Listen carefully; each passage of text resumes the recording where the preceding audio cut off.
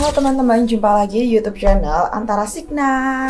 Kali ini kita akan membahas mengenai bagaimana cara kita memahami obat hipoglikemia oral. Sepertinya di video sebelum-sebelumnya itu udah pernah aku bahas tentang obat-obat hipoglikemia oral. Nah, kali ini aku memiliki jembatan keledai gimana caranya teman-teman untuk menghafalkan obat hipoglikemia oral dengan lebih mudah tentunya ya. Nah, baik, sebelum kita masuk ke sana, coba kita overview tersedikit tentang diabetes mellitus. Jangan lupa untuk tonton videonya sampai habis, bisa di komen, subscribe bagi yang belum subscribe, kemudian bisa dibagikan ke segala lini media sosialnya buat membantu teman-teman yang lain untuk belajar. Dan tentunya mengetahui akun Antara Signa ini.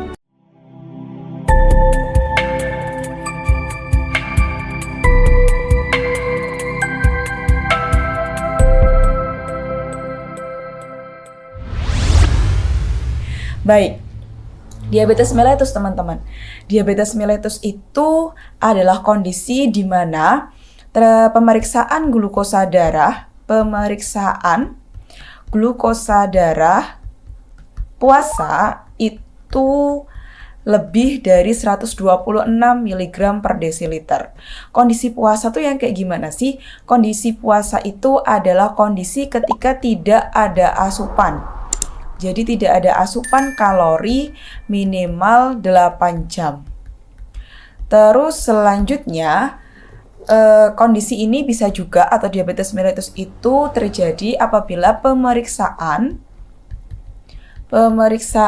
glukosa plasma itu hasilnya lebih dari 200 mg per desiliter 2 jam setelah namanya tes toleransi glukosa oral atau TTGO yang menggunakan 75 gram glukosa kemudian dilarutkan dalam 250 ml air dan pasien harus meminum itu selama 5 menit. Kemudian puasa lagi 2 jam untuk dicek gula darahnya atau glukosa plasma sewaktunya. Kemudian ada juga kondisi diabetes mellitus itu ditandai dengan adanya pemeriksaan glukosa plasma sewaktu itu lebih dari 200 mg per desiliter atau nilai HbA1c-nya itu lebih dari 6,5%. Itu sudah salah satu tanda dan beberapa tanda kondisi pasien mengalami diabetes mellitus. Nah, kondisi DM ini itu terjadi karena apa?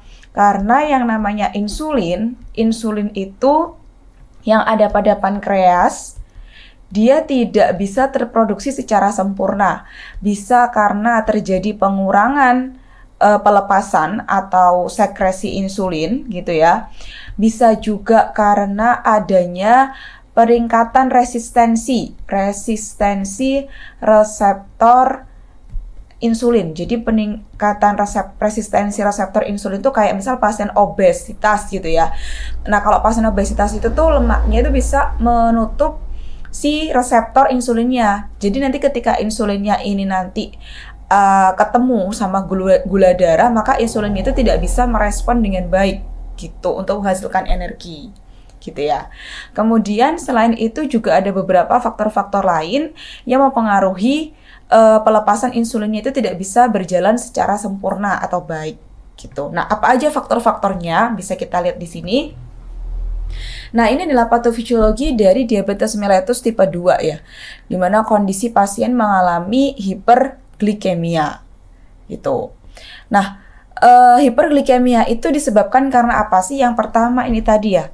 Kita bahas mengenai sel beta pankreas, yaitu terjadi penurunan sekresi insulin.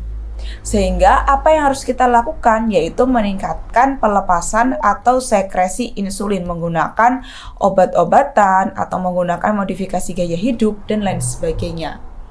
Kemudian yang kedua adalah ini.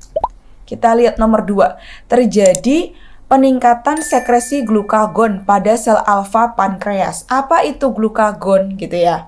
Apa itu sel alfa? Jadi sel alfa itu adalah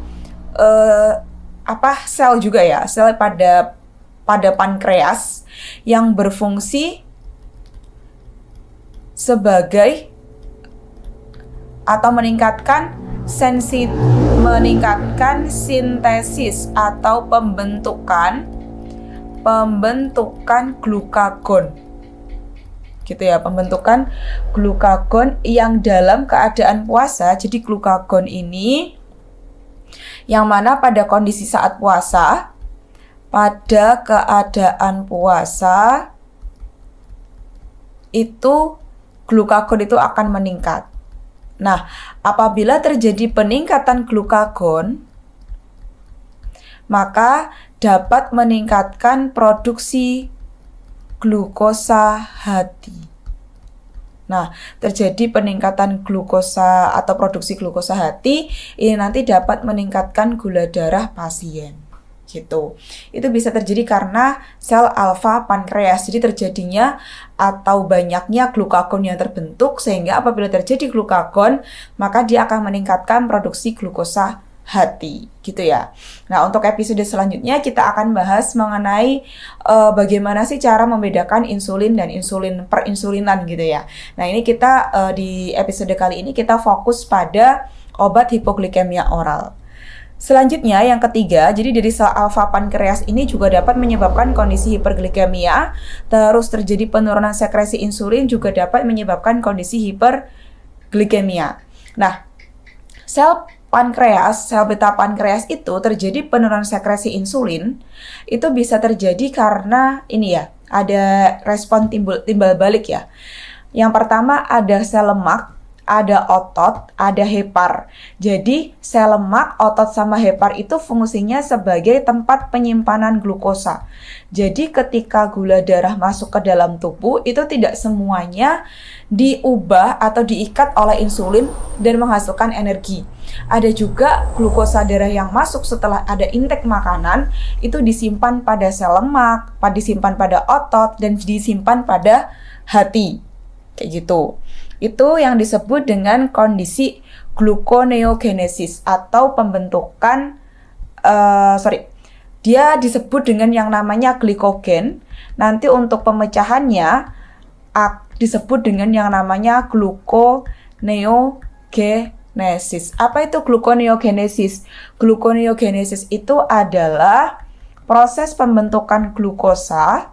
Jadi terjadi pembentukan glukosa yang berasal bukan dari gula, bukan dari karbohidrat maupun gula. Jadi bisa karena adanya pemecahan lemak atau lipolisis, bisa terjadi karena pemecahan pada utilisasi glukosa pada otot, dan lain sebagainya. Gitu ya. Nah, yang pertama adalah sel lemak. Sel lemak ini bisa juga menyebabkan kondisi peningkatan resistensi reseptor insulin gitu ya. Kenapa? Karena sel lemak ini bisa menutupi reseptor insulin gitu. Sehingga kalau terjadi peningkatan reseptor insulin itu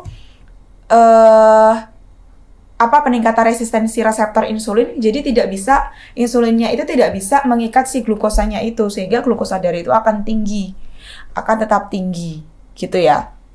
Nah, sel lemak, otot, dan hepar ini dapat memicu terjadinya gluconeogenesis yang dapat meningkatkan resistensi reseptor insulin, baik pada sel lemak, ataupun di hepar, ataupun di otot, dan di otot gitu ya.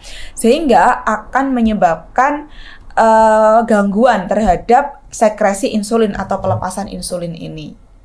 Gitu. Nah, kemudian selanjutnya selain karena penyimpanannya ini ya kayak sel lemak, otot sama hepar ini, kalau otot itu dapat menurunkan utilisasi glukosa, kalau hepar dapat meningkatkan produksi glukosa. Gitu. Selanjutnya kita masuk ke otak. Otak itu juga berpengaruh pada peningkatan glukosa darah. Jadi di otak ini akan terjadi yang namanya disfungsi neurotransmitter. Gitu ya. Nah, insulin itu adalah penghambat nafsu makan yang kuat, teman-teman. Nah, kalau semisal terjadi disfungsi, maka pasien itu nanti akan mengalami gangguan yang harusnya dia itu udah nggak lapar, tapi tetap lapar terus, gitu. Kemudian ada abnormalitas mikrobiota pada kolon mikrobiota, sehingga pada pasien gula darah atau diabetes mellitus dengan kondisi tidak terkontrol, itu bisa menyebabkan kondisi diare juga. Kemudian pada usus halus juga terjadi peningkatan absorpsi glukosa. Pada ginjal terjadi peningkatan reabsorpsi glukosa. Kemudian pada lambung ini akan terjadi percepatan pengosongan lambung. Jadi dia juga berpengaruh pada amilin. Jadi kadar amilin itu tuh dapat menyebabkan pengosongan lambung ya. Jadi rasanya tuh kayak lapar terus akhirnya. Nah, lambung ini dia itu dapat mengakibatkan kalau semisal amilinnya itu terjadi penurunan secara terus-menerus, dapat menyebabkan pengosongan lambung. Kayak gitu, dia dapat menyebabkan pengosongan lambung sehingga nanti akan terjadi peningkatan glukosa pada usus halus. Terus ada sistem imun, ternyata inflamasi itu juga dapat menyebabkan kondisi hiperglikemia. Sebenarnya ini ya untuk masing-masing mekanisme kerjanya atau patofisiologinya. Nah, sekarang kita bahas mengenai mekanisme kerja masing-masing dari obat-obatannya, teman-teman. Jadi obat-obatannya itu juga tertarget pada di sini ya, pada beberapa faktor-faktor yang menyebabkan diabetes mellitus. Kayak ini, sel beta pankreas. Sel beta pankreas itu terjadi penurunan sekresi insulin sehingga harus diberikan agen peningkat sekresi insulin. Itu ada namanya agen sulit, yaitu sulfonylurea dan glinit. Ya, ada sulfonil sama glinit.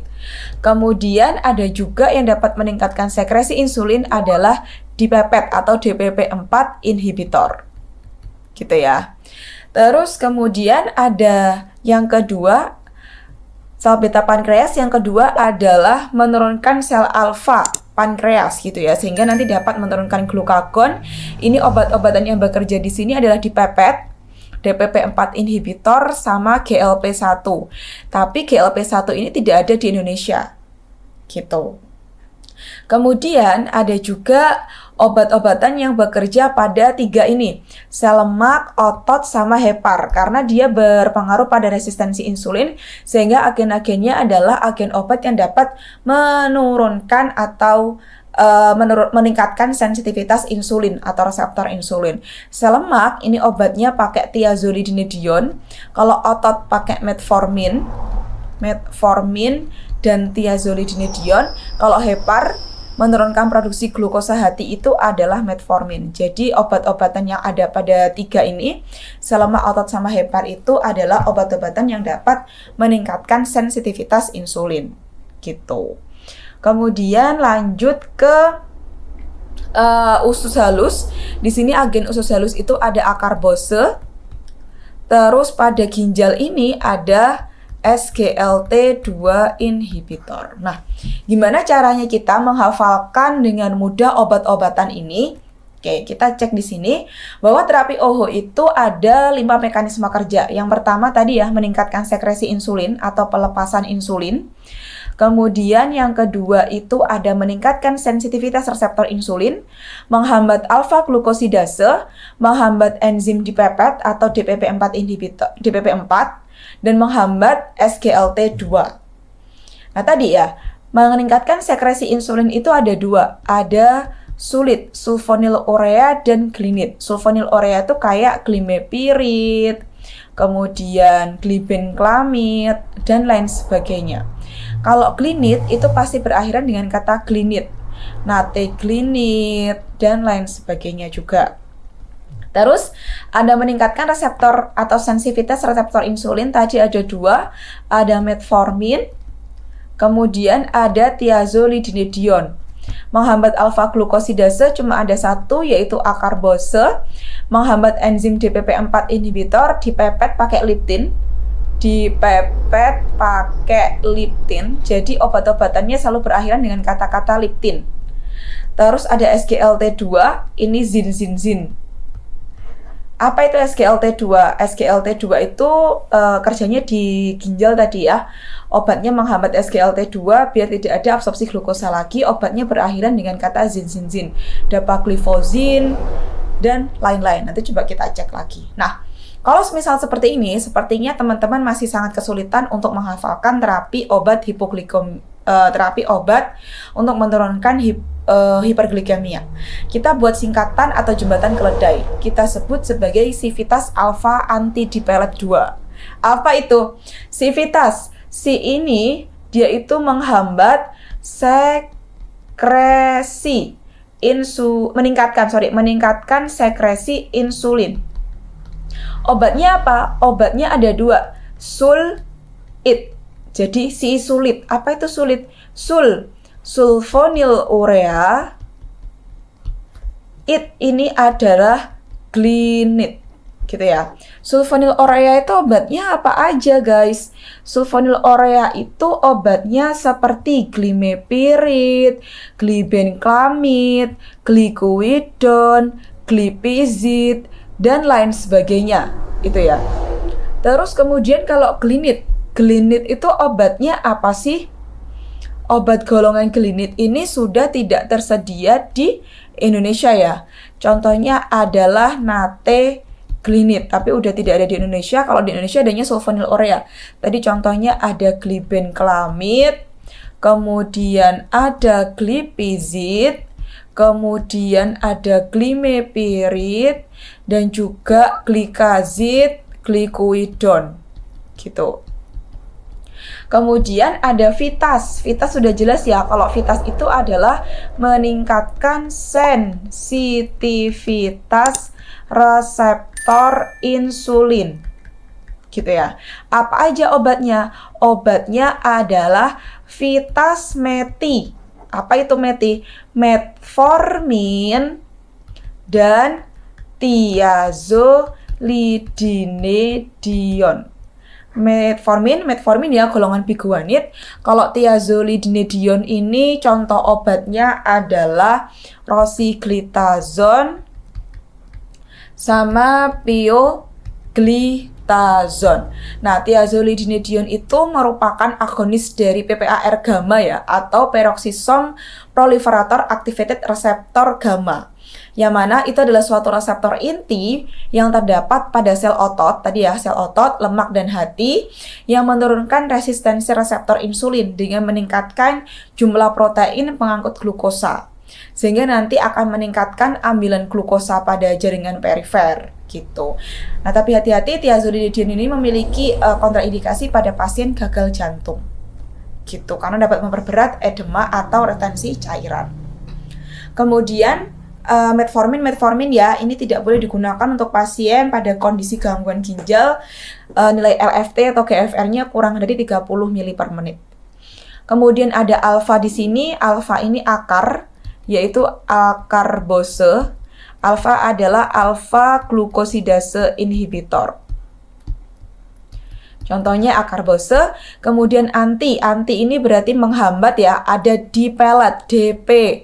DP ini adalah DPP4 inhibitor.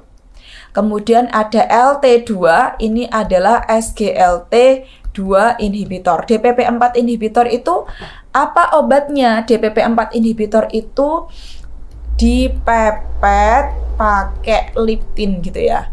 Yaitu obat-obatan DPP4 atau dipepet ini, dia itu akhirannya liptin, yaitu sivina pakai liptin. Apa itu sivina? Si itu adalah sitagliptin, V itu adalah vildagliptin, nah ini adalah linagliptin. Jadi pakai liptin semua. Yang dipepet itu pakai liptin. Sitagliptin, vildagliptin, sama linagliptin. Sivina pakai liptin. Itu ya guys, kalau DPP4 inhibitor, atau bisa juga dihafalkan dipepet pakai liptin. Kemudian ada LT2. LT2 itu adalah SGLT2 inhibitor. SGLT2 inhibitor, ingat-ingat aja zin yang melatih Zumba ya biasanya ya. Obatnya contohnya ada dapagliflozin. Terus kemudian ada apa lagi ya? Intinya yang dia itu gliflozin gitu teman-teman. Ada dapagliflozin. Dapagliflozin. Kata kuncinya ada di gliflozin, glikofozin gitu ya teman-teman. Nah SGLT2 inhibitor tadi kita lihat bahwa dia itu target utamanya pada ginjal teman-teman ya. Dia pada ginjal, yang mana dia itu bekerja dengan cara menghambat reabsorpsi glukosa di tubulus proksimal dan meningkatkan ekskresi glukosa melalui urin gitu. Kalau yang DPP4 inhibitor ini tadi, dia bekerjanya itu dia dapat memperbaiki toleransi glukagon tadi ya, glukagon ditoleransi atau diturunkan, terus meningkatkan respon insulin dan juga mengurangi sekresi glukagon. Berarti bekerjanya pada sel alfa tadi. Sel alfa dan juga pada peningkatan sekresi insulin kalau DPP4 inhibitor. Gitu ya. Jadi obat-obatan ini kita singkat sebagai Civitas. Ini coba. Civitas alfa anti dipelet 2. C itu menghambat sekresi itu ada sulit, yaitu sulfonylurea dan glinit, dan juga DPP4 inhibitor ya, bisa termasuk. Kemudian Vitas itu meningkatkan sensitivitas reseptor insulin. Contohnya ada METI, yaitu metformin dan thiazolidinedion. Kemudian ada alfa ini akar, yaitu alfa glukosidase inhibitor pada usus. Kalau anti berarti anti ya, dipelet DPP. Anti DPP sama anti LT, SGLT2. DPP tadi ada DPP inhibitor, DPP4 inhibitor pakai liptin, yaitu Sivina pakai liptin. Obat-obatannya berakhiran kata-kata liptin. Kemudian LED atau LT. LT2 tadi adalah SGLT2 inhibitor. Aksinya pada ginjal, obatnya adalah zinzinzin, berakhiran zinzinzin, yaitu dapagliflozin dan lain sebagainya yang berakhiran kata-kata zinzinzin atau gliflozin. Gitu ya guys, mudah kan? Civitas alfa anti dipelet 2 atau bisa juga Civitas alfa dipelet 2. Dipelet itu dipepet, terus dan SGLT2 itu obatnya adalah zinzinzin. Mudah ya? Civitas alfa anti dipelet. Sekresi itu obatnya sulit. Sekresi sulfonylurea dan glinit. Vitas sensitivitas obatnya METI, Vitas METI, metformin thiazolidinedion. Kemudian ada alfa glukosidase inhibitor. Anti berarti menghambat DPP4 dan menghambat SGLT2. DPP-nya itu adalah Sivina pakai liptin, akhirnya liptin. Kalau SGLT2 zinzinzin, pelatih zumba gitu ya, dapagliflozin. Oke, sip. Ini ya, Civitas alfa anti dipelet 2. Mudah ya teman-teman untuk obat-obatan hipoglikemianya sekarang. Nah ini untuk profil anti hiperglikemia oral yang tersedia di Indonesia. Itu ada metformin, dia menurunkan produksi glukosa hati dan meningkatkan sensitivitas terhadap insulin. Efek sampingnya diare, dispepsia, asidosis laktat, dan dia tidak boleh diberikan pada pasien dengan GFR atau LFT itu kurang dari 30 ml per menit. Kemudian ada thiazolidinedion, meningkatkan sensitivitas terhadap insulin. Efek sampingnya edema, sulfonylurea, sekresi ya, glinit juga sekresi. Efek samping sulfonil itu BB naik, hipoglikemia. Kalau glinit BB naik, hipoglikemia juga. Terus ada penghambat alfa glukosidase, menghambat absorpsi glukosa pada usus. Efek sampingnya adalah flatulen, tinja lembek. Penghambat DPP4, dia meningkatkan sekresi insulin dan menghambat sekresi glukagon. Gitu ya. Efek sampingnya sebah sama muntah. Penghambat SGLT2, dia menghambat reabsorpsi glukosa di tubulus distal. Efek samping utamanya adalah infeksi saluran kemih dan genital. Kalau SGLT2 tadi targetnya pada ginjal, DPP-4 targetnya pada sel beta pankreas dan juga pada sel alfa. Gitu.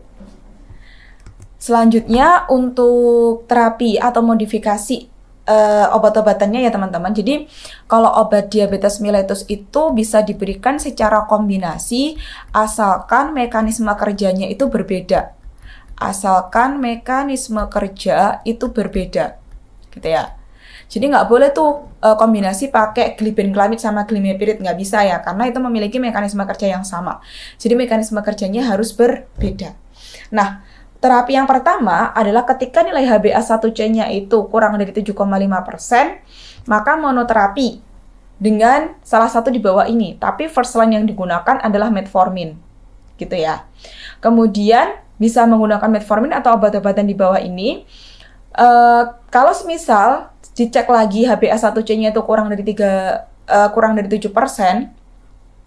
Jadi, bila HbA1c belum mencapai kurang dari 7% dalam 3 bulan, maka berikan kombinasi 2 obat. Jadi, kombinasi 2 obat, metformin ditambah dengan obat-obatan yang lain.